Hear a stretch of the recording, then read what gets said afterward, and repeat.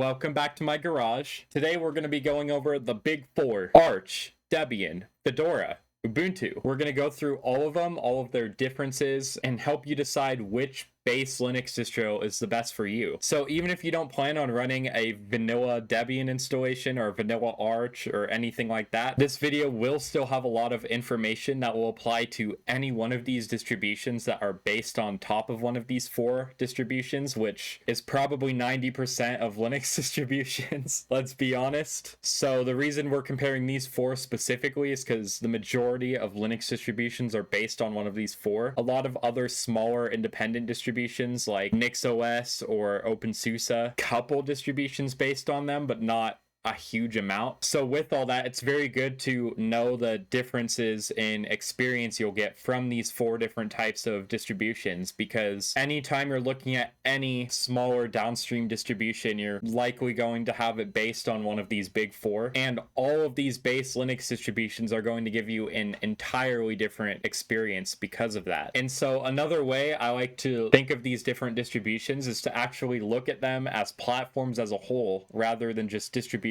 by themselves. So in Arch, Linux, for example, has a whole ecosystem around it with things like the AUR, distributions like CachyOS that are based on top of Arch, things like that. All four of these distributions have ecosystems like this built around them, and all of these give you a good platform to develop whatever kind of system you want based on the type of packages you want. So with that, I'll quit yapping. Let's get straight to it. So let's start out with the package manager. So this is the biggest difference between all of these different distributions, is the package managers and the type of packages that they're going to have in their repositories. So Arch Linux is going to be using the Pacman package manager. It uses tarballs as its preferred package format with minimal overhead, and so Pacman's known for being very, very fast because of that. And there's also just a lot of modern tools built around Pacman. So you have Pamac, which is a great software center built around Pacman. It's, in my opinion, the best graphical package manager on Linux. And then you also have all the AUR helpers that I'm going to get to later, things like that. Pretty much the only downside of Pacman is its syntax is a little bit strange and can have a learning curve.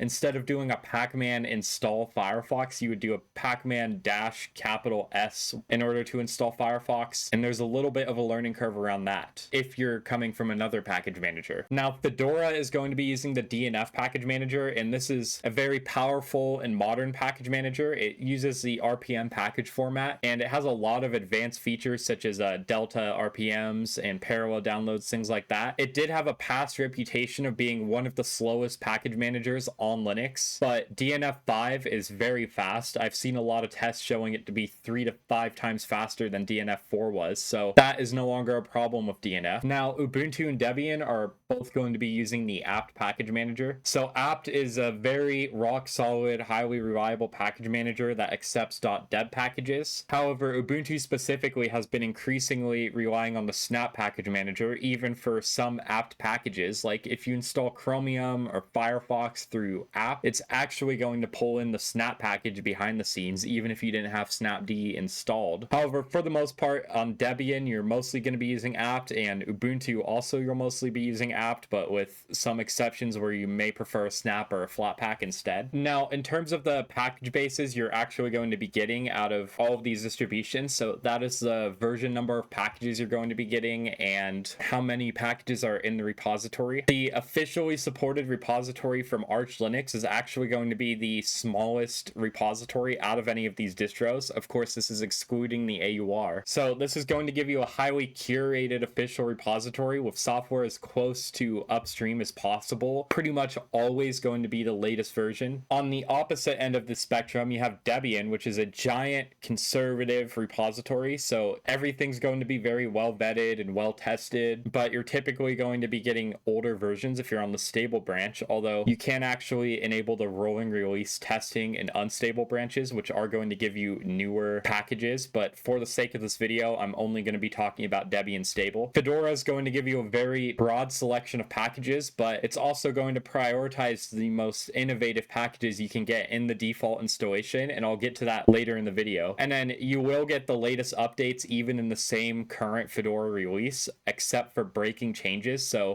updates will be non-breaking until the next Fedora release. And these packages also typically ship very close to upstream. And then Ubuntu is going to be taking packages from Debian's testing and unstable repositories, but they're going to be customizing them heavily to be targeting mainstream and enterprise users. That said, these are still going to be very modern packages if you're using the latest non-long-term support version of Ubuntu. Now, in terms of the update cycle, Arch Linux is a rolling release distribution. So instead of having like a Arch Linux 2, Arch Linux 3, Arch Linux 4, instead it's just Arch Linux and it's forever rolling. You'll be getting the absolute latest bleeding edge software daily, but some updates may require manual intervention, which again, I'll talk about a little bit more later. Now, Debian, you're going to be getting a new major version around every 2 years, and each version is supported for 5 years. So each version of Debian stable is going to give you an older, well-tested package base that is going to be pretty much frozen in time, other than like bug fixes and vulnerability fixes. But this is going to give you ultimate predictability over your system. You're not going to be updating your system and then finding some random application you depend on for your work being overhauled.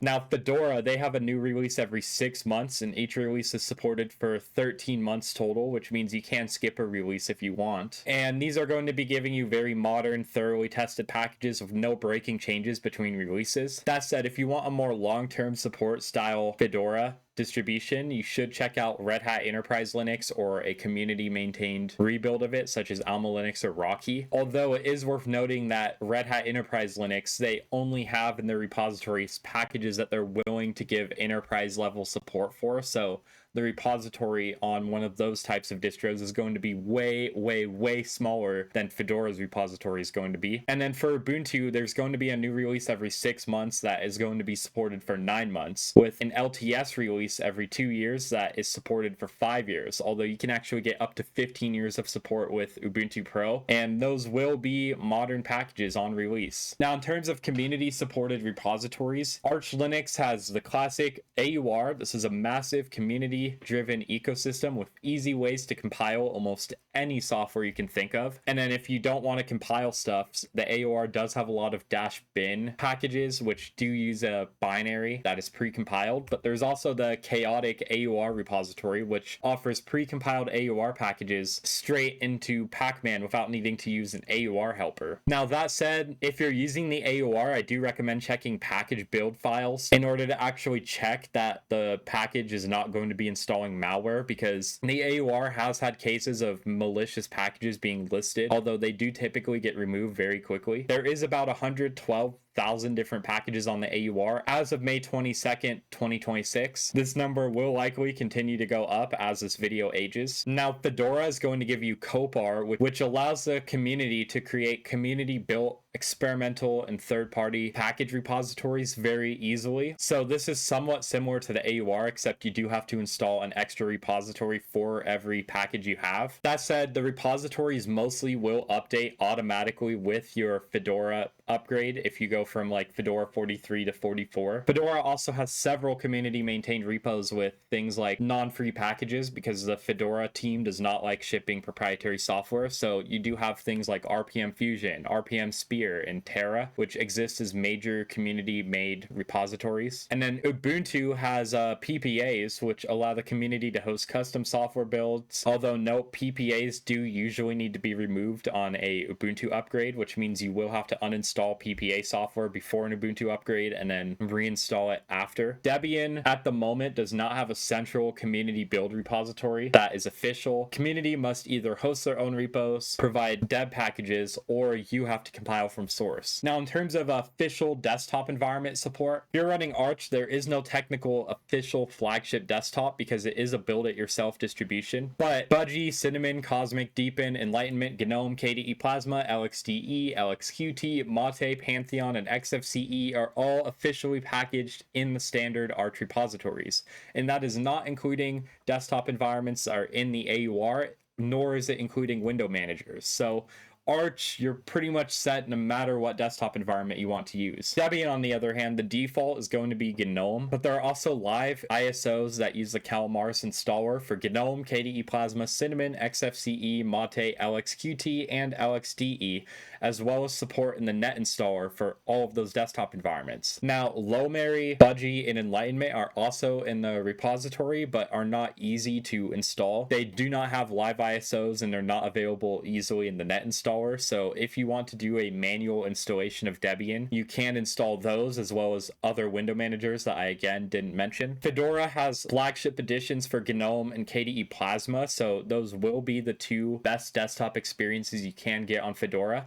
But there's also community maintained spins available for XFCE, Cinnamon, Mate, i3, LXQT, LXDE, Sugar, Sway, Budgie, Miracle, and Cosmic. That said, when I say that these are community maintained, these are technically official Fedora supported things. So you do get good quality control out of these desktop environments. It's just if you want a flagship experience, you have to go with GNOME or Now finally, Ubuntu will only officially support the GNOME desktop, and it is worth mentioning that GNOME's version of the GNOME desktop is very different from what you'll be getting out of a vanilla GNOME installation that any of these other base distributions are going to ship. They customize it to look and function a little bit more like Unity, which was the desktop environment Canonical made for Ubuntu back in the day. That said, there are a bunch of community maintained flavors such as Kubuntu, and through flavors you could run KDE Plasma, LXQT, Budgie, Cinnamon, XFCE, Mate, Unity, and UK UI, all through different Ubuntu flavors. Some of those flavors do have differences compared to regular Ubuntu, like some of them have like custom tools and things like that to go with their desktop environment, but overall you will be getting a pretty good experience with any of those desktop environments on a Ubuntu flavor. Now, in terms of installation experience, Arch Linux is a CLI only install. You can either do it fully manual, which is hard, but it's a great way to learn Linux, especially how Arch Linux works. Honestly, if you are a beginner to Linux and you really want to learn how Linux works behind the scenes, I do recommend installing Arch in a virtual machine. It's a great learning experience. There's also the Arch installed TUI tool in the terminal, which will give you a good base system, but even with Arch install, you do need to be an advanced user to be able to set up a lot of the system yourself that Arch install will not provide for you. So this is a very DIY build it yourself type system. Debian, on the other hand, has two different installation experiences. They have the net installer, which is a very dated installation experience designed for advanced users. You do have to go through it very carefully. For example, it'll prompt you for a root password, which, to be honest, most people probably do not want to set a root password, because if you do that, then it wants you to use the root account for anything relating to managing a Debian system with administrator privileges, whereas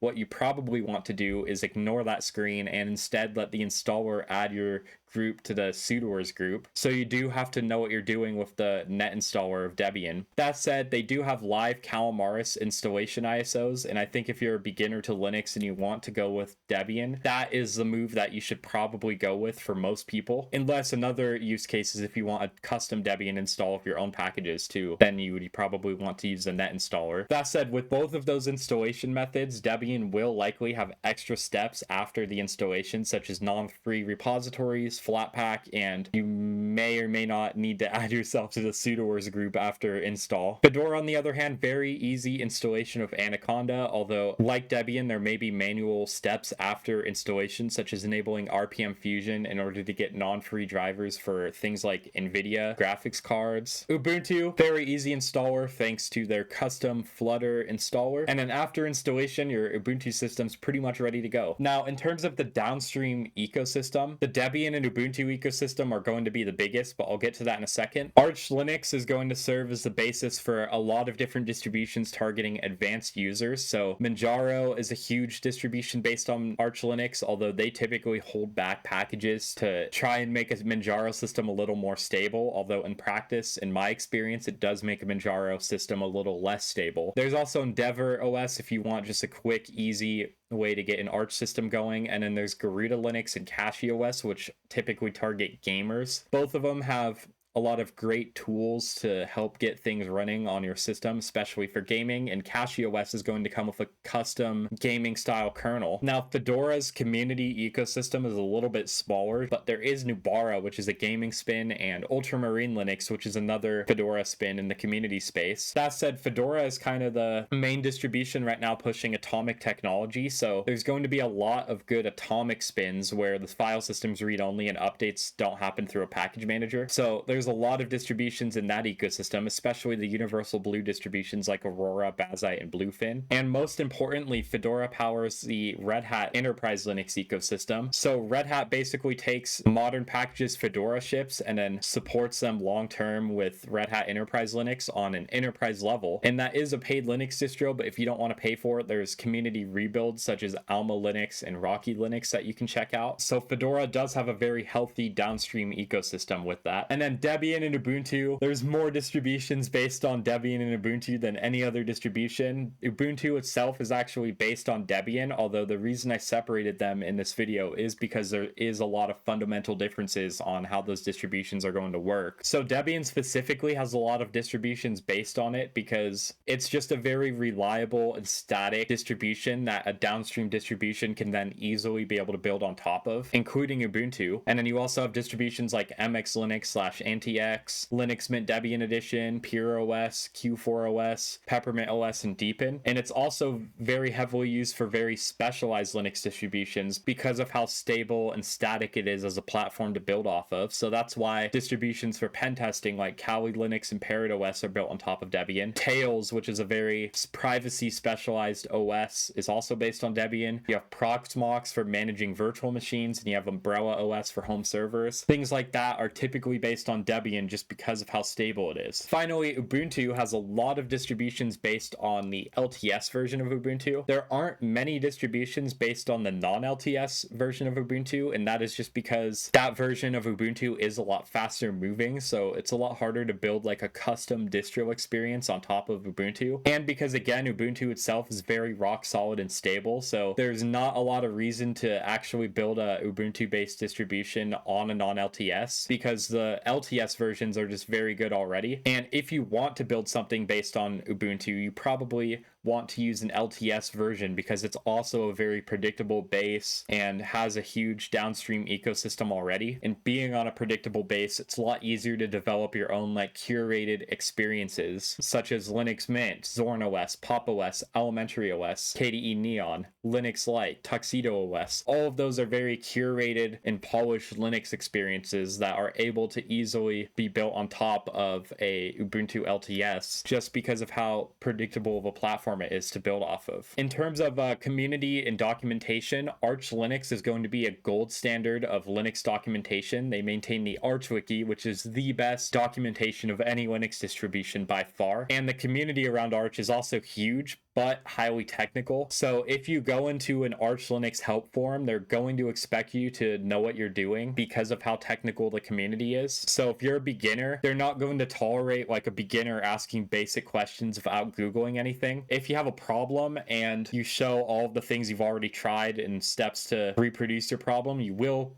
definitely get help from other Arch community members. But if you're a complete beginner though, they're going to tell you to read the effing manual, RTFM. Debian, on the other hand, very highly academic and decentralized community with extensive wiki pages, although a lot of these wiki pages can be dense or outdated, and the wiki itself just looks very old. If it ain't broke, don't fix it. Fedora has a very highly professional and developer-centric community backed by clean and modern documentation. I would say right now, in terms of community support, Fedora is going to be the second best at the moment. They're also going to have the second best documentation as well. And then Ubuntu is going to have the largest and most active beginner-friendly forums and user communities, but a lot of the documentation, because Ubuntu was the most popular Linux distro for so long, there's like 20 years of documentation that goes way back, and a lot of it can be very outdated and historical and not well maintained. Like, there isn't really a very good centralized source of documentation and guides. You're kind of going to be going around a bunch of different forums and wikis and things like that with both Ubuntu and Debian, to be honest, both. Ubuntu definitely has the biggest community and the most amount of resources around around it. It's just the quality of the resources around Ubuntu varies. Next up, we have Snap and Flatpak support. So Arch Linux and Debian both prefer native packages, but both of them give you the freedom to easily install and set up what you want to use. Fedora tightly integrates Flatpaks out of the box from Fedora's Flatpak repository, and FlatHub does need to be enabled manually, but that's pretty easy to do. And if you don't want Flatpak on Fedora, very easy to remove. That said, on Arch, Debian, and Fedora, support for snaps is going to be limited. Yes, you can install Snap and use Snap apps on all three of these distros, but the support will be poor because Snap support actually requires kernel patches for sandboxing that only Ubuntu out of these actually ships. So you're going to be getting poor Snap support outside of Ubuntu. Now, speaking of Ubuntu, Ubuntu is going to be heavily favoring Canonical's proprietary Snap store, going as far as replacing certain native app packages with Snap equivalents by default. And on stock Ubuntu, the App Center does prioritize snaps, despite many snaps actually being older than the native packages that the latest version of Ubuntu does ship. And it can be difficult to fully remove Snap out of Ubuntu because if you install the wrong package like Chromium or Firefox,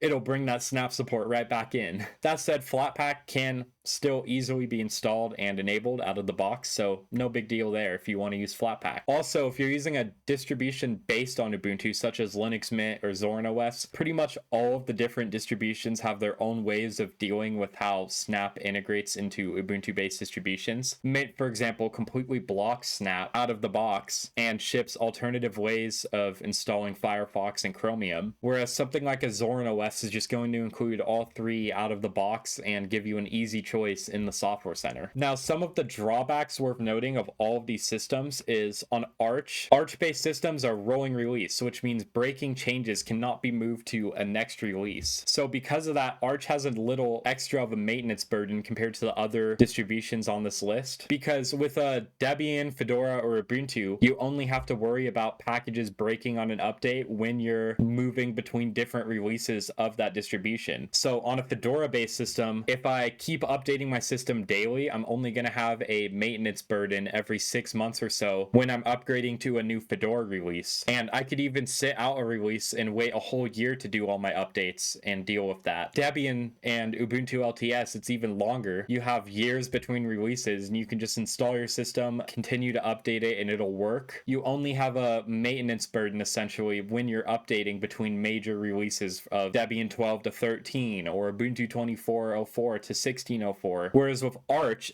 any update on your system could potentially break your PC. Looking at the Arch homepage, which has the latest news, pretty much all of these different news items are manual intervention required for an update, so you will need to be aware of that. And then if you're on a desktop environment like GNOME heavily relies on the extension system, which is not backwards compatible. So usually when Arch pushes a GNOME update, all of your extensions are going to break on the update, which makes Arch not a very good platform to use GNOME on top of unless you aren't using extensions at all. So you do need to keep that maintenance burden in mind if you're using any distribution based on Arch. Now, Debian, on the other hand, Debian historically favors free software, so it may be hard to get some non-free software working on Debian, although this has gotten better thanks to Debian 12 finally shipping non-free firmware in the default installer, which significantly helps with hardware compatibility. And Flatpak is another way to get popular proprietary applications you may need, such as Discord and Steam, even stuff you may need for work like Slack. That's a very good solution for Debian, as well as Flatpak's a good option if you want to install newer packages on the older base of Debian. Fedora's biggest drawback is that Fedora sometimes can ship new Linux components a bit too quickly, notoriously shipping Wayland by default in 2018 before Wayland was ready. Now, this can easily be worked around if you have Linux knowledge. Like the Wayland example, you would just have to go into your login manager and swap it to X11, pretty easy fix, but that can be bad for beginners who may not know that their operating system is pushing the latest package in some sort of transition. And then the drawback I have for Ubuntu is sometimes they can make corporate decisions that affect end users negatively. For example, they advertise Ubuntu Pro and apt, which can can be annoying. They've been pushing these Rust rewrites of things like sudo and GNU core utils that aren't as readily tested, for example. And then the biggest issue people have is the Snap store, which I mentioned earlier. They really want you to use Snap, and they'll heavily push you into using Snap. So overall, he's just a summary of each platform. Arch Linux is your DIY platform. It's a rolling release built for power users who want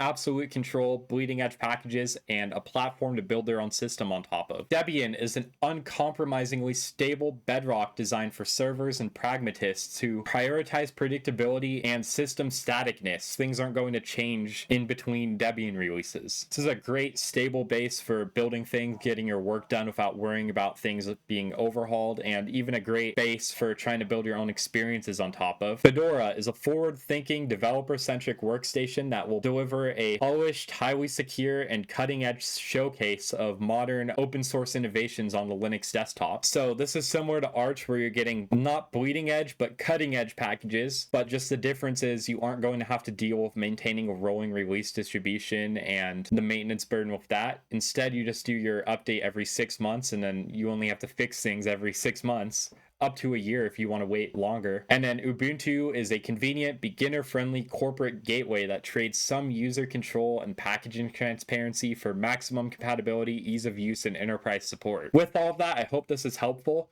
I have 2 videos that go a little bit more in depth with the platform thing. So I have one about the Fedora platform right here, and I have a video about the downfall of the Ubuntu platform. You can also subscribe right here and support a broke college student on Patreon. With all that, I'll see you guys in the next video. Peace out.